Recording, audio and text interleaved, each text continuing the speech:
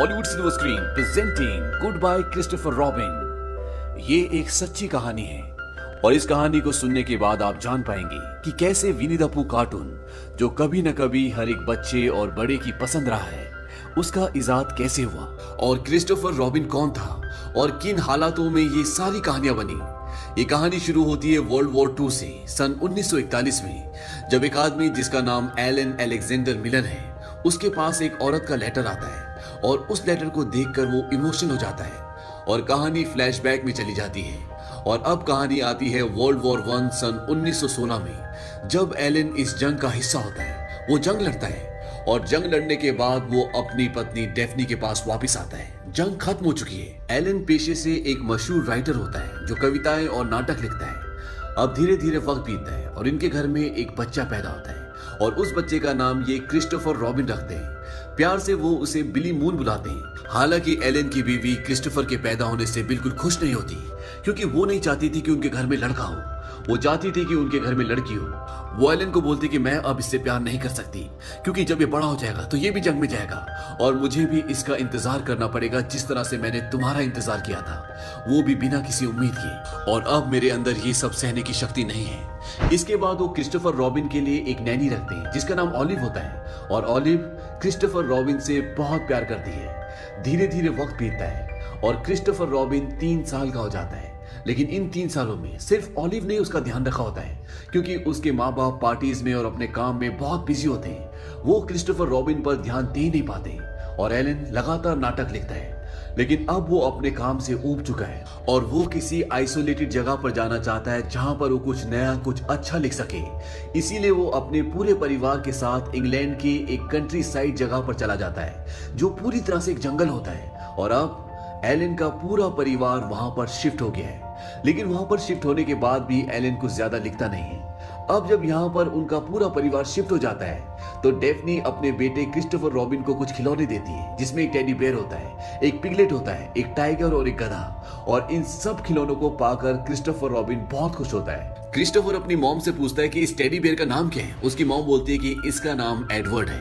और अब वो अपने खिलौनों के साथ खेलना शुरू कर देता है। अब एक दिन क्रिस्टोफर के डैड एलन जंगल की तरफ जा रहे होते हैं और क्रिस्टोफर भी उनका पीछा करना शुरू कर देता है।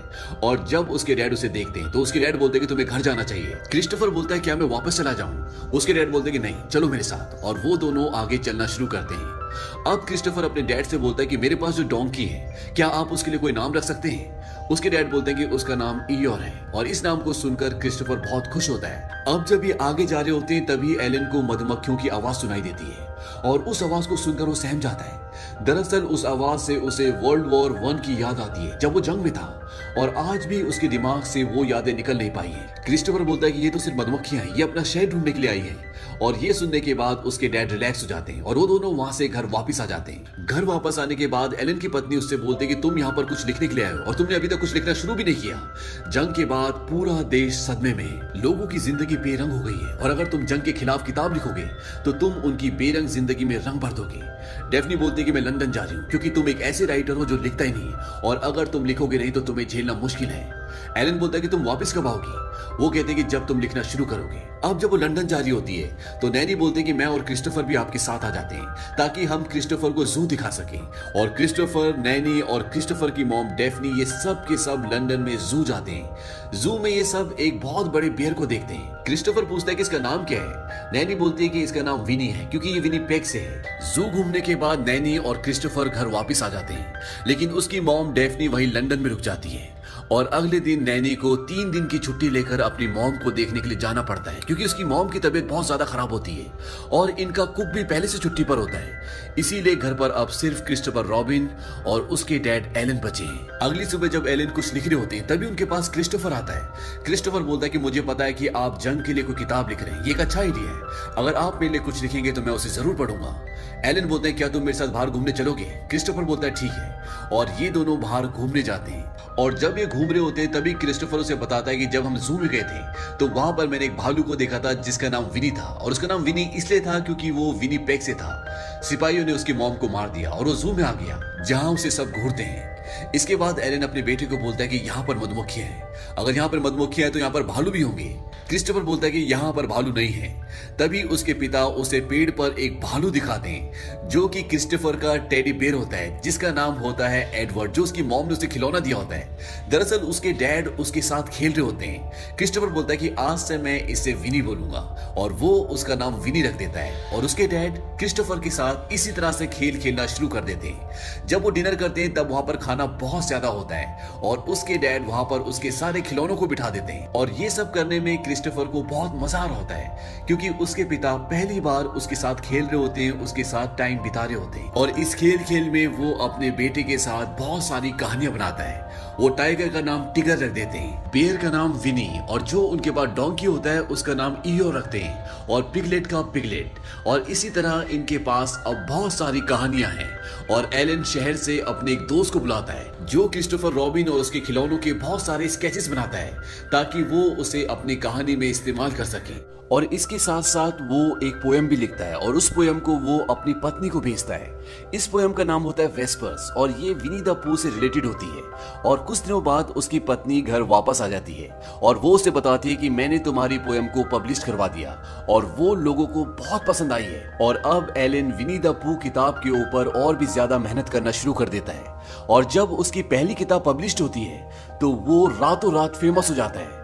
एलन पहले से बहुत बड़ा राइटर था, लेकिन इस किताब के आने के बाद उसका सारा काम जो उसने पहले किया होता है वो सब छुप जाता है क्योंकि ये किताब लोगों को इतनी पसंद आती है कि वो रातों रात एक बहुत बड़ा सेलिब्रिटी बन जाता है। लोग अब उसकी किताब के बारे में, उसकी कहानियों के बारे में जानना चाहते हैं। और जब लोगों को ये पता चलता है कि क्रिस्टोफर रॉबिन एक सचमुच का लड़का है तो लोगों की जिज्ञासा और भी बढ़ जाती है और अब लोग क्रिस्टोफर रॉबिन से मिलना चाहते हैं, उसके बारे में जानना चाहते हैं। कुछ दिनों बाद क्रिस्टोफर रॉबिन की नैनी भी घर वापस आ जाती है। उसे देखकर क्रिस्टोफर रॉबिन बहुत खुश होता है। दरअसल उसकी मॉम की मृत्यु हो गई थी, इसीलिए उसे कुछ ज्यादा ही टाइम लग गया। उसकी नैनी बताती है कि मैंने क्रिस्टोफर रॉबिन की प्रेयर्स के बारे में जो आपने पोएम लिखी थी वो अपने दोस्त के घर पर देखी और मुझे बहुत खुशी है कि लोगों को ये पोएम इतनी पसंद आई। दरअसल एलन ने जो पोएम लिखी थी वो क्रिस्टोफर रॉबिन की प्रेयर्स के बारे में थी जिसे सभी लोग बहुत पसंद कर रहे थे। अब जब क्रिस्टोफर रॉबिन इतना फेमस हो चुका है तो उसका पूरा लाइफस्टाइल चेंज हो चुका होता है। उसके लिए कई चिट्ठियां हर रोज आती है, वो पार्टीज में जाता है, लोग उसके साथ फोटो खिंचवाना चाहते हैं, उसके ऑटोग्राफ चाहते हैं। लेकिन क्रिस्टोफर रॉबिन को ये सब इतना पसंद नहीं आता क्योंकि वो सिर्फ जंगल में अपने पिता के साथ खेलना चाहता था।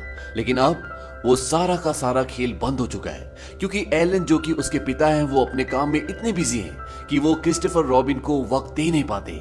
जहां पहले वो बैट बॉल खेलते थे, एक साथ कहानियां बनाते थे, अब वो अपने बेटे क्रिस्टोफर रॉबिन को बिल्कुल भी वक्त नहीं दे पाते। वो हमेशा पार्टीज में या अपने लिखने के काम में बिजी रहते हैं और इस बात से क्रिस्टोफर रॉबिन बहुत उदास भी हो जाता है। क्रिस्टोफर रॉबिन की जो नैनी होती है वो भी नहीं चाहती कि क्रिस्टोफर रॉबिन की जिंदगी जिस तरह से चल रही है उस तरह से उसकी जिंदगी चले क्योंकि वो जानती है कि वो सिर्फ अपने पिता का साथ चाहता है। उसे पार्टीज, ये इंटरव्यूज, ये चमक धमक की दुनिया, इससे कुछ लेना देना नहीं है। लेकिन ये बात उसके माँ बाप नहीं समझ पाते और बिली के पास अब सिर्फ उसकी नैनी का प्यार है।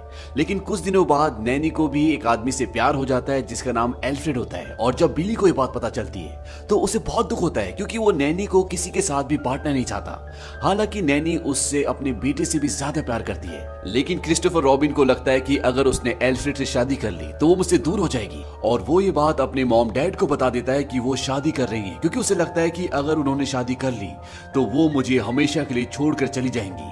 और जब उसके मॉम डैड को ये बात पता चलती है तो क्रिस्टोफर की मॉम डेफनी नैनी को ताना देती है। वो बोलते कि अब हमें समझ में आया है कि हमारा बेटा इतना उदास क्यों रहता था। नैनी एलन को बोलते कि आप वो बिल्कुल नहीं कर रहे जो क्रिस्टोफर के लिए अच्छा है, आप उसे अपनी किताबें बेचने के लिए इस्तेमाल कर रहे हैं। उसे एहसास दिलाइए कि आप उसकी परवाह करते हैं। क्रिस्टोफर की मॉम डेफनी बोलती कि परवाह, मैंने उसे पैदा किया है। नैनी बोलती कि माफ करना, पर पैदा तो जानवर भी करते हैं। वो एलन को बोलती है कि एक पिता को अपने बेटे का साथ देना चाहिए, उसे आपकी जरूरत है। और नैनी काम छोड़कर चली जाती है। क्रिस्टोफर को इस बात से बहुत दुख होता है। हालांकि नैनी के लिए भी उसे छोड़कर जाना इतना आसान नहीं है क्योंकि वो उसे बहुत प्यार करती है। लेकिन अब वो मजबूर है। और नैनी के जाने के बाद धीरे धीरे एलन को यह एहसास होता है कि उसने गलती की। दरअसल ये क्रिस्टोफर रॉबिन की खेलने कूदने की उम्र है, ना कि इंटरव्यू देने की, पार्टीज में जाने की। और वो एक दिन अपने बेटे को बोलता है कि आज के बाद मैं क्रिस्टोफर रॉबिन के बारे में, विनी द पू के बारे में, टिगर के बारे में कुछ भी नहीं लिखूंगा, एक लफ्ज भी नहीं। क्रिस्टोफर रॉबिन बोलता है क्या अब विनी द पू दोबारा से हमारा हो जाएगा? एलन बोलते कि नहीं, अब वो दुनिया का हो चुका है। लेकिन मैं तुमसे वादा करता हूं कि मैं क्रिस्टोफर रॉबिन के बारे में एक लाइन भी नहीं लिखूंगा, और ना ही अब तुम्हें फोटोग्राफ्स खिंचाने पड़ेंगे, ना ही बड़े बड़े लोगों के साथ चाय पर जाना पड़ेगा।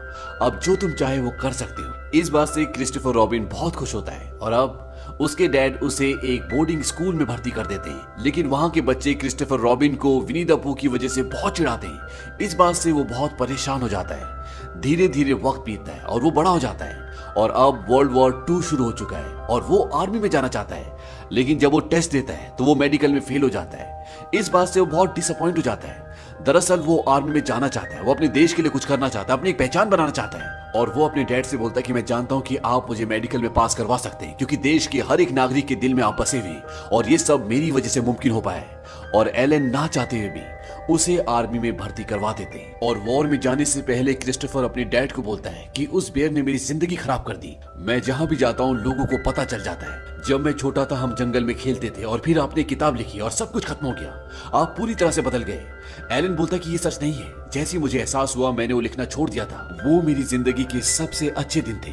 क्रिस्टोफर बोलता है फिर आपने उन्हें बेच दिया। एलन बोलता है कि तुमने ही कहा था कि मेरे बारे में किताब लिखो। क्रिस्टोफर बोलता है कि मैंने मेरे बारे में नहीं, मेरे लिए कहा था। और इसके बाद क्रिस्टोफर ट्रेन से वहां से जंग पर चला जाता है।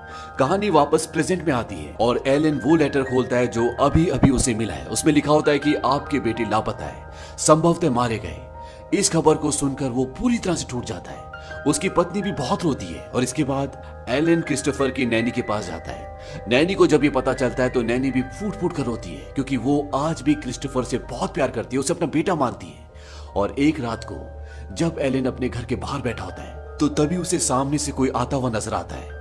और जब वो ध्यान से देखता है तो उसका बेटा क्रिस्टोफर रॉबिन वहां से आ रहा होता है। वो जिंदा होता है और उससे हाथ मिलाता है। एलन अपने बेटे को बोलता है क्या तुम सच में बिली मून हो, क्योंकि वो अपने बेटे को हमेशा बिली मून ही कहकर बुलाता था। वो कहता है कि हाँ मैं जिंदा हूँ। इसके बाद क्रिस्टोफर रॉबिन की मॉम भी आ जाती है और वो भी अपने बेटे को देखकर बहुत खुश होती है। उसकी आंखों में आंसू आ जाते हैं। और जब नैनी को पता चलता है कि क्रिस्टोफर रॉबिन जिंदा है तो वो उसे मिलने आती है और उसके गले लगकर वो बहुत रोती है। इसके बाद क्रिस्टोफर अपने डैड को बोलता है कि जब हम रेगिस्तान में थे और हम पर फायरिंग हो रही थी तो एक आदमी गाना गाने लगा विनी द पूह का। और जब वो गा रहा था तो उसको अपने घर की याद आ रही थी। वो गाना उसे उसके बचपन में ले गया। ये जादू आपकी वजह से हुआ पर वो गाना सबसे पहले मेरा था। उसके डैड बोलते हैं कि पर मैंने उसे बेच दिया। क्रिस्टोफर बोलता है जब फर्स्ट वर्ल्ड वॉर के बाद लोगों की उम्मीद टूट चुकी थी तब आपने उन्हें याद दिलाया कि बचपन क्या होता है, खुशियां क्या होती है। वो कहानियां, ये जंगल हमारा था किसी और का होने से पहले। एलन बोलता है और हमेशा ही रहेगा। अब इन दोनों के बीच में जितने भी गिले शिकवे होते हैं वो सब दूर हो चुके हैं। पर एलन के ना लिखने के बाद भी विनी द पूह की शोहरत बढ़ती चली गई। क्रिस्टोफर रॉबिन ने अपनी कहानियों से जितने भी पैसे कमाए उसने उसका एक भी पैसा नहीं लिया। उन्होंने खुशहाल शादीशुदा जिंदगी बिताई और एक किताबों की दुकान भी खोली। और नैनी क्रिस्टोफर की जिंदगी का हमेशा एक हिस्सा रही। आज भी क्रिस्टोफर के खिलौने न्यूयॉर्क पब्लिक लाइब्रेरी में रखे हुए हैं, जिन्हें हर साल 7.5 लाख लोग देखने आते हैं। और हाल ही में विनी द पूह को बच्चों की आज तक की सर्वश्रेष्ठ किताब माना गया है। और इसी के साथ ये सच्ची कहानी यहीं खत्म होती है। उम्मीद करते हैं कि आपको ये कहानी पसंद आई होगी।